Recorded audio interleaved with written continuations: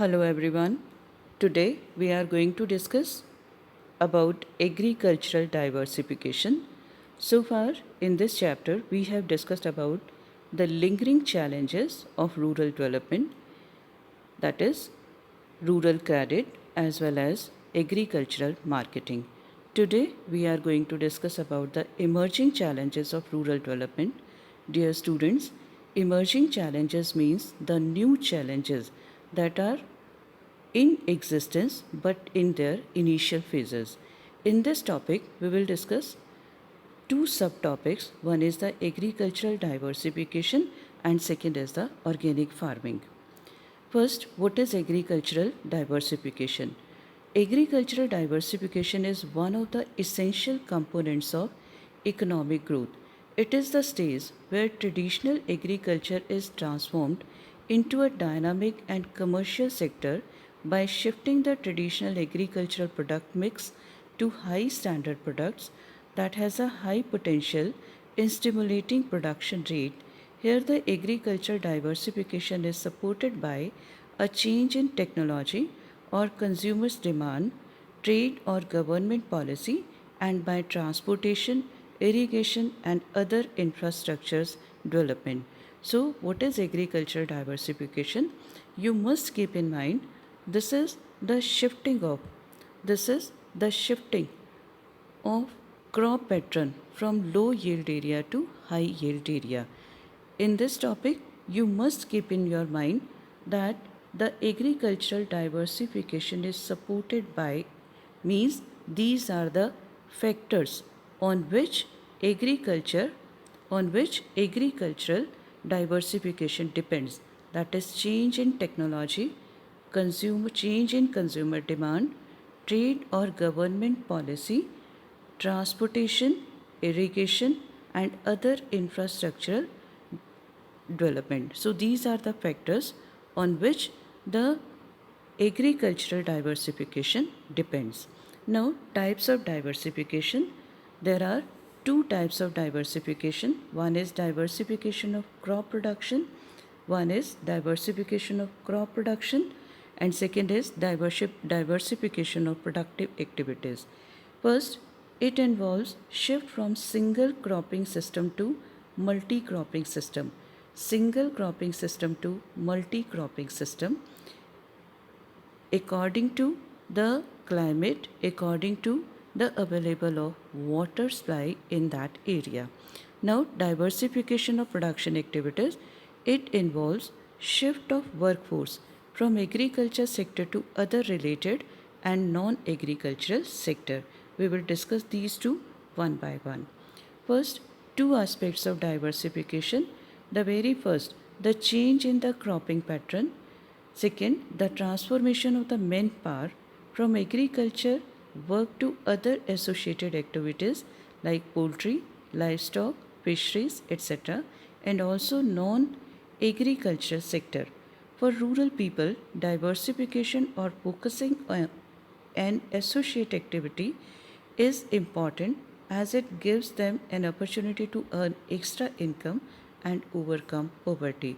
So, dear students, we can have one objective. What is the objective of agricultural diversification? This is to overcome poverty. Overcome poverty is one of the challenge, one of the objective of agricultural diversification. Now, what's about in the agricultural context, diversification can be regarded as the reallocation of some of a farm's productive resources such as land, capital, farm equipment and pieces to other farmers, and particularly in rich countries, non-farming activities such as restaurants and shops. Factors leading to decisions to diversify are many but include reducing risk. So again we are going to discuss about the objectives or the aims.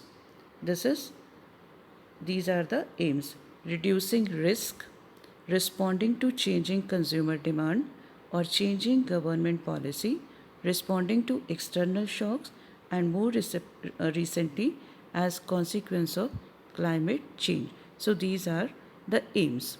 Now, Next topic, what is crop diversification?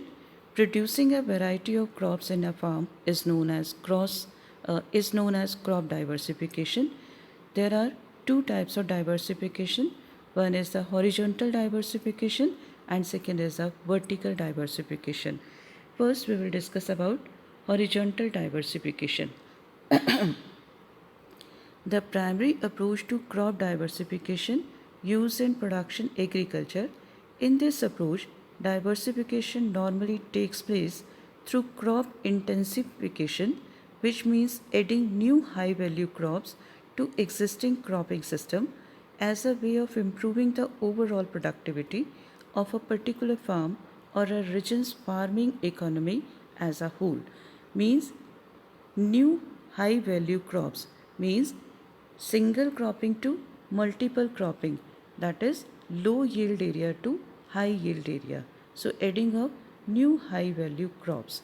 Now vertical diversification, it is an approach in which value is added to the products by farmers through various methods such as processing, regional branding, packaging, merchandising or other efforts to enhance the product. So horizontal diversification, this is in farm, this is a farm activity. Vertical diversification, this is after farm, that is it includes processing, regional branding, packaging, merchandising or other efforts to enhance the product. Now next topic, this is next topic, this is need for crop diversification. Means again we are going to discuss about the aims. The very first one, to ensure a sustainable or regular income to the consumer, to the farmers. Then to maintain the ecological balance. Then to generate more and more employment opportunities so that the poverty can be alleviated from rural areas. Then to reduce the market risk. Now, strategies for crop diversification. First, from high water requiring to water saving crops. जैसे India में presently rice cropping को कम किया जा रहा है, production of rice पर ban लगाया जा रहा है. क्यों? ताकि from high water requiring to water saving crops produce की जाए ताकि वाटर को सेव किया जा सके. Replacing low yielding low value crops to high yielding high value crops. Then intercropping or mixed cropping so that the income of the farmers can be enhanced. Then shift high risk crop with short duration and drought resistant crops, means in order to reduce the risk of the climate, risk of the geographical, risk of locational calamities. Now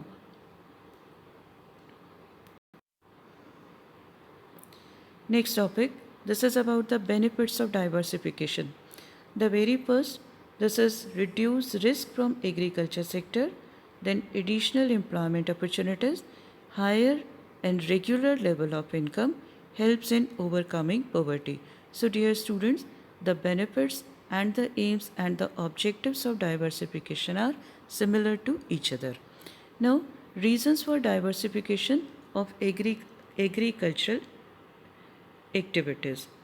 It means reducing the share of labor force in agriculture sector and finding employment in non-farm activities. This is shifting of manpower. This is shifting of manpower from farm activities to non-farm activities. Dear students, as we have already discussed that in rural areas in agriculture sector there is seasonal and disguised unemployment. Further, farmers are small and marginal landholders, that's why they are not able to generate surplus. So it is very essential to increase their income. For this, it is very important, it is essential to shift manpower from agricultural, that is farm activities, to non-farm activities. Then what's about the reasons? The very first, to reduce risk of earning from agriculture sector and to give wider choice to the farmers. Now, next topic, this is types of non-farm employment in rural areas. In this topic, we will basically discuss about animal husbandry, also known as livestock farming. Then we will discuss about dairying. It is the business of it is the business of producing, storing and distributing milk and its product. It includes breeding and raising of dairy animals like goat, buffalo, sheep, etc. for production of milk. Then we will discuss about the fisheries. It involves catching and selling of fish, prawns and other aquatic animals. Then we will discuss about the horticulture. It involves cultivation of fruits, vegetable, flowers, etc. Now we will discuss animal husbandry, dairying, fisheries and horticulture in detail. Next, this is about animal husbandry. Most of the farmers use mixed crop livestock system to increase their standards of living and income. Recall your memory. Agriculture, when we discussed chapter number 3, we discussed about the definition of agriculture. Agriculture is a combined process of farming and cattle rearing. So, animal husbandry is an essential part of farming activities. So, animal husbandry is an agricultural branch that deals with the practices of farming, breeding, and care of farm animals such as cattle, dogs, sheep, and horses. In India, about 70 million small and medium farmers, laborers, and large number of women are dependent in the livestock sector. Now, fisheries. Aquaculture or fisheries is an important part of food production, providing economic security to millions of people besides livelihood support. So, what we have got a new word. This is the aquaculture. We have discussed about the term fisheries. This is also known as aquaculture. Now, in India, the total fish production contribution from inland sources is about 64% and 36% from the marine sector. Today, fisheries contribute a total of 0.8% of the total GDP. Dear students, you will have to learn these sentences properly. Now, what's about the horticulture? It is agriculture that deals with plantation of the garden crop, especially vegetables, fruits, flowers, tuber crops, species, and ornamental or medicinal plants. These plants provide food and nutrition besides providing employment. In India, the horticulture sector contributes 6% of GDP. Horticulture contributes 6% of GDP. It includes the production of vegetable, fruits, flowers, species, then ornamental or medicinal plants, etc. So, this is also known as golden revolution. We will discuss this topic. Now, what's about the cottage and household industry? Cottage and household industry has been a traditional source of non-farm production activity in rural areas. Traditionally, this industry has been dominated by activities like spinning, weaving, dyeing, and bleaching.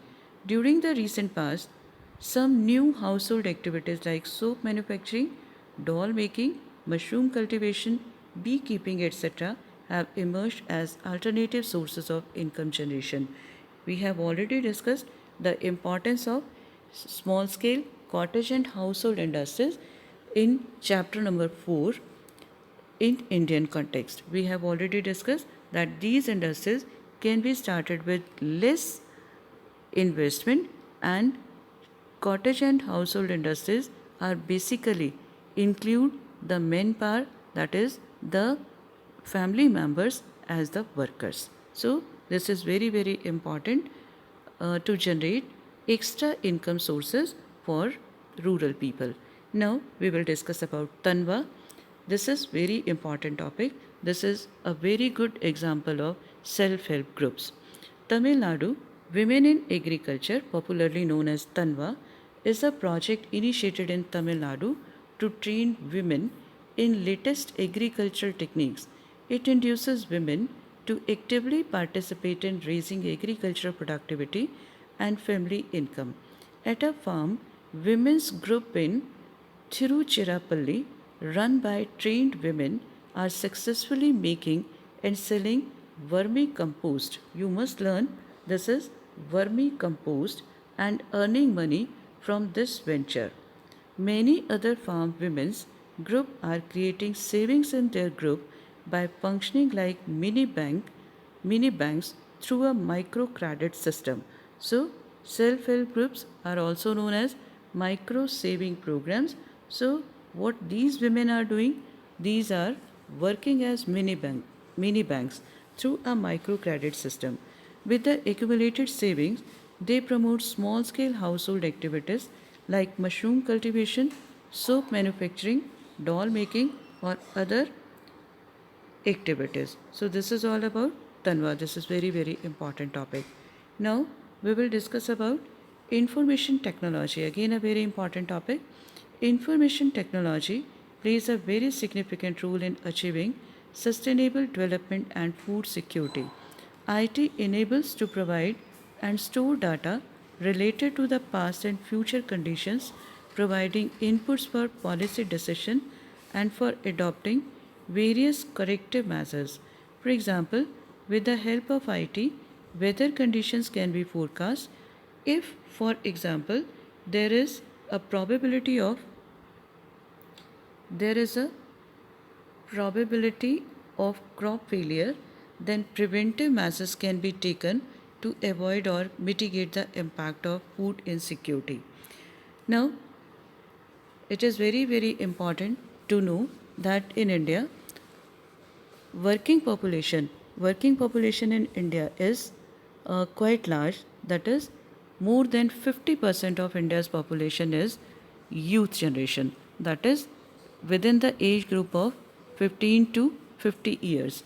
And it is very important to train this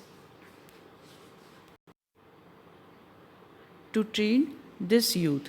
And for this, information technology plays a significant role.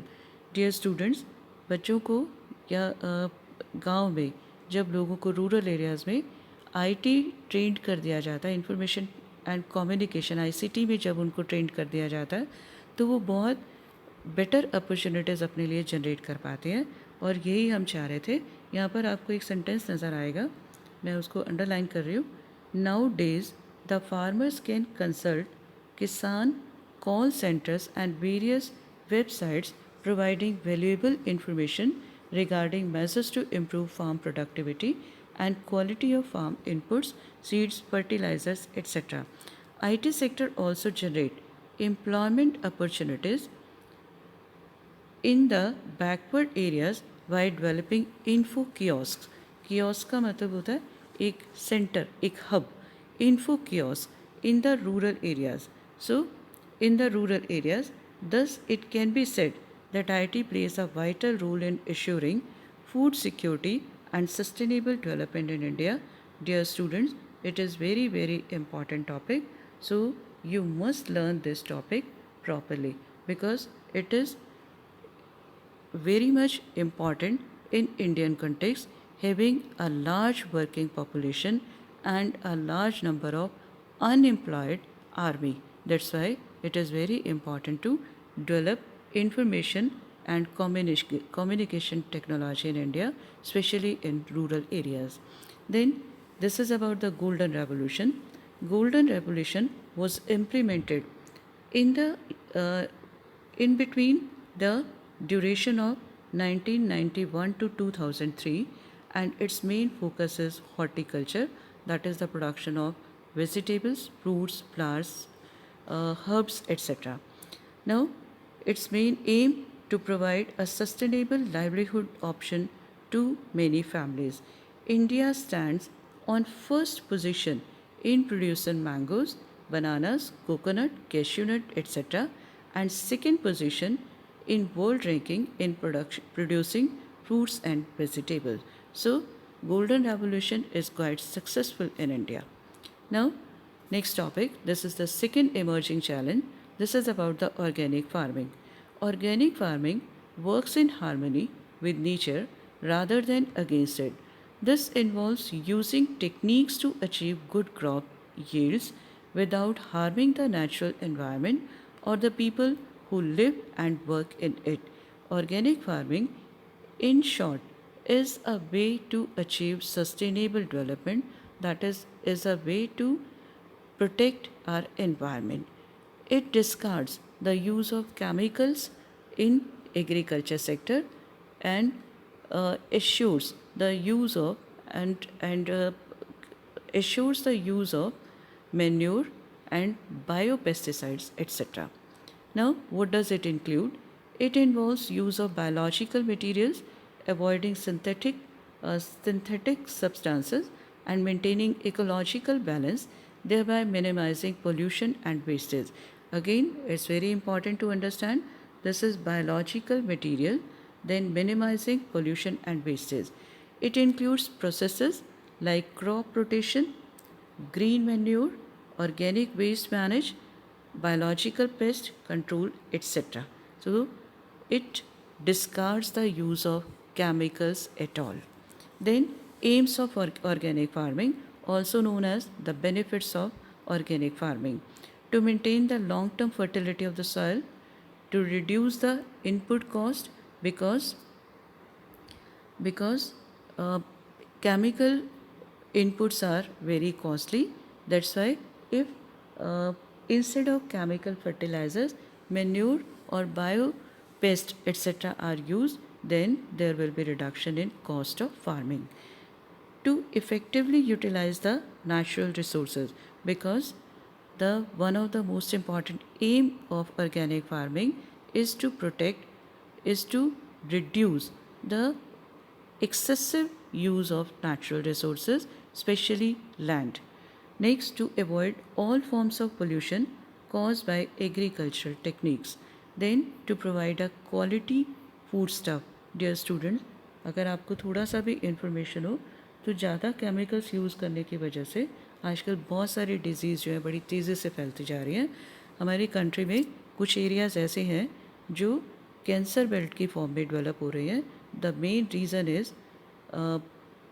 Reason is excessive use of chemicals in agriculture. Next, constraints in organic farming, also known as limitations of organic farming. This is production of poor quality manures without understanding the basic microbiological techniques. Then, short shelf life of biofertilizers or the products that are produced through organic farming have short shelf life. Then lack of essential equipments, power supply, etc. Then space availability for laboratory, production, storage, etc. Lack of suitable training on the production techniques. Then unawareness on the benefits of the technology, non-availability of right inoculants at the right place in right time. So I just want to explain this in simplest words. What's about the limitation? The very first one, this is about that the farmers have a myth that the production through organic farming is less in quantity. So because of this particular reason, our farmers are not motivated for organic farming. Secondly, the organic produce generally has a short lifespan, that is short shelf life. So it again demotivate farmers to perform organic farming. One more point, this is about the less demand. Its domestic demand, that is domestic demand for organic farming is quite low. People are not aware about the benefits of organic produce. That's why due to less demand, the farmers are again gets demotivated about the organic farming. So this is all about the constraints or limitations of organic farming. Next, what's about your homework? Dear students, you are to revise your chapter thoroughly and please send me your doubts if you have any. So enjoy your day, do your work properly, have a nice day. Goodbye, students.